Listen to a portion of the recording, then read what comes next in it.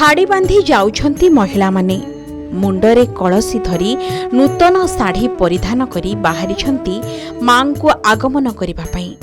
ए दृश्य हेउछि बलांगीर जिलार। बलांगीर जिला पाटणागढ़ रे लक्ष्मी पूजा 50 वर्ष रे पहुंची। एही अवसर रे पूजा को जाकजमकरे कराजिबा पई स्थिर करिछि पूजा कमिटी।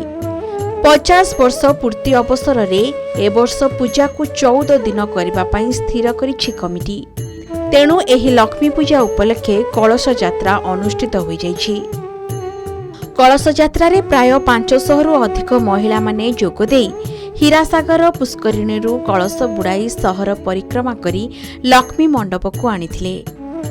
तेबे धनर लक्ष्मी माता लक्ष्मी मां को कृपा समस्ते पाइबाकू चाहती, कारण लक्ष्मी को कृपा पाइबा द्वारा कौनसी प्रकार आर्थिक समस्या हुई न थाए। एथिपाई लोक माने माता लक्ष्मी को प्रसन्न करिबा पई अनेक प्रकार उपाय को आपणै थांती। आउ इथर पूजा रे आमे बसिछु करता हिछु मुख्य करता हिछु। आज कलश यात्रा अच्छे आउ 13-14 दिन इटा पूजा हेबा। इटा 50 वर्ष पुरला गोल्डन जुबली होचे। केते महिला आज जोग दैछन कलश यात्रा रे पाखापाखि 200-300 हेबे। 500 प्लस भी हे पारन। किंतु केन के जीवो केन आलो केन के जीवो इरा लक्ष्मी मंडप रो बाहरी की हीरासागर बंद के जाई के सेनो पानी धरी के राउंड पूरा कॉलेज छक राउंड दे के लक्ष्मी मंडप पे जिमा। आज सर्वप्रथमे आज कलश यात्रा अच्छे। बहुत माँ मैंने आसीचन 600 संख्यार आसीचन आ बहुत उल्लासित समस्ते पदयात्रा माने कलश यात्रा रे समस्ते सामिल होइछन। बहुत गुड़ाए रखीचु आम कार्यक्रम। एबे तो आम भीड़ भाड़ लान समय नहीं कहि पारू। मेनली इटा पदयात्रा आज स्टार्ट होइछे। तो पूजा पुराण पाठन हवा और अनेक ऑर्केस्ट्रा फार्केस्ट्रा इटा 17 तारीख आम भसाणी यात्रा अच्छे।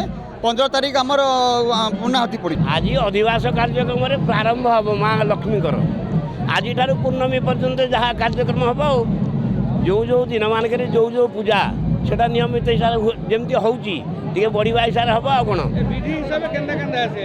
विधि हिसाब से बोले माँ पूजा 16 हम 16 विधि अनुसार हम आउ लक्ष्मी पूजा प्रथम जहाँ